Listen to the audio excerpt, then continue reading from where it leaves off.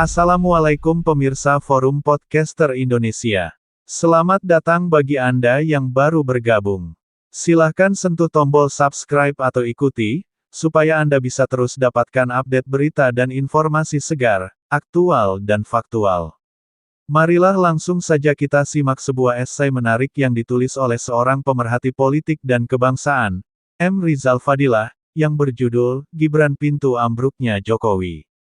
Ketika mendorong Gibran menjadi wali kota Solo, Jokowi telah mengingkari komitmen dan pandangannya bahwa Gibran tidak tertarik politik. Mendukung usaha bisnis lebih baik ketimbang menolong untuk menjadi pejabat publik. Masyarakat membaca demikian dalam merefleksikan perjalanan Gibran yang saat ini bagai nasi telah menjadi bubur. Gibran itu bubur, bukan masa depan.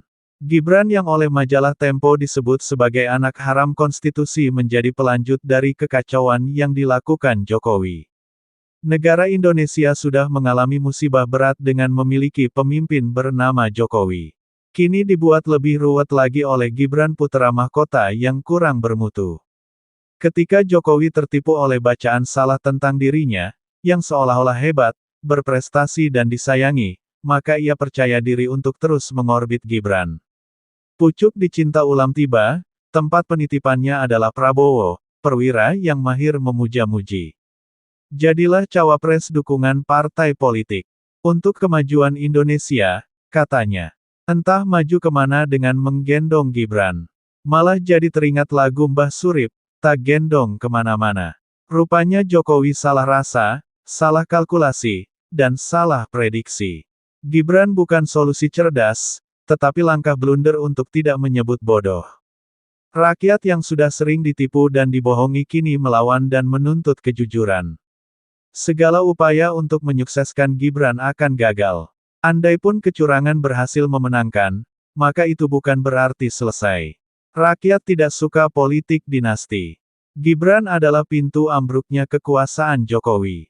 Sekurangnya 3 faktor penyebab, yaitu: pertama, bermotif kepentingan keluarga dengan Pamanda Usman dan Ibunda Iriana yang berperan besar atas lolosnya Gibran sebagai cawapres. Putusan MK menjadi masalah berkepanjangan. MK Gate adalah skandal dan pintu butut, runtuhnya kekuasaan Jokowi.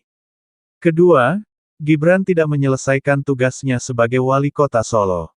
Seperti bapaknya dahulu yang juga tidak menyelesaikan masa jabatannya di DKI. Pola lompat kodok ini menjadikan Gibran sebagai karbit penggelegar suara. Suara kecaman dan kutukan masyarakat, atas perilaku politik tidak bertanggung jawab. Ketiga, gara-gara Gibran maka Presiden sibuk menjadi tim sukses. Perhatian pada fungsi pemerintahan menjadi kacau. Kabinet tidak terkonsolidasi, bahkan kocar-kacir. Ancaman mundur dari banyak menteri, merupakan persoalan serius. Jika para menteri nyata-nyata mundur, maka tamatlah Jokowi. Seruan pemakzulan Jokowi mendapat minyak pembakar dari politik dinasti dan cawe-cawe Jokowi. Gibran cepat atau lambat akan menjadi magnet, untuk perlawanan rakyat semesta. Mahasiswa, buruh, santri, emak-emak, aktivis atau elemen lain, akan bergerak melawan politik dinasti atau nepotisme. Politik dinasti itu menginjak-injak demokrasi, meracuni kultur, menyuburkan oligarki, diharamkan konstitusi, merusak cita-cita pendiri bangsa, serta melanggar hukum. Undang-undang mengancam politik dinasti atau nepotisme, dengan penjara maksimal 12 tahun, artinya itu adalah tindak pidana berat. Jokowi seperti raja frustrasi, yang siap untuk bunuh diri. Gibran adalah pisau bunuh diri Jokowi. Bandung, Jumat, tanggal 19 Januari tahun 2024. Jangan lupakan, dan tetaplah ingat kepada 6 pemuda beriman, pengawal ulama, yang tidak salah apa-apa, diculik, lalu disiksa dengan sadis dan kejam, kemudian dibantai tanpa belas kasihan, oleh segerombolan setan.